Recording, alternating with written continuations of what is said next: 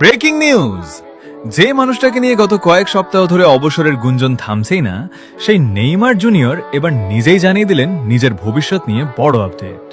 Neymar বলেছেন, ফুটবলে আমার আর কত বছর বাকি আছে আমি জানি না, কিন্তু আমি এখনই অবসরের কথা ভাবছি না। এই একটি কথাতেই যেন কোটি কোটি ব্রাজিল সমর্থকের মুখে আবারও ফিরে এসেছে হাসি। তিনি আরও জানিয়েছেন, এই মুহূর্তে তার পুরো মনোযোগ শুধু সান্তোসের দিকে। ডিসেম্বর পর্যন্ত চুক্তির মেয়াদ শেষ না হওয়া পর্যন্ত নিজের সর্বোচ্চটা দিয়ে ক্লাবের জন্য লড়াই করবেন। এরপর তিনি নিজেই সিদ্ধান্ত নেবেন, সান্তোসেই থাকবেন, অন্য কোথাও যাবেন, অবসর নেবেন, নাকি ফুটবলের পথেই এগিয়ে যাবেন। সবচেয়ে আনন্দের খবর হলো, নেইমার জানিয়েছেন তিনি আবার নিজেকে আগের মতো শক্তিশালী অনুভব করছেন। প্রতিটি ম্যাচের সঙ্গে তিনি আরও আত্মবিশ্বাসী হচ্ছেন, নিজের ফুটবলকে আরও বেশি উপভোগ করছেন এবং বিশ্বাস করছেন তার ভেতরে এখনো অনেক কিছু দেওয়ার বাকি আছে। এটাই তো সেই নেইমার যাকে আমরা বারবার ফিরে আসতে দেখেছি। যত বাধাই আসুক, তিনি কখনো লড়াই ছাড়েননি।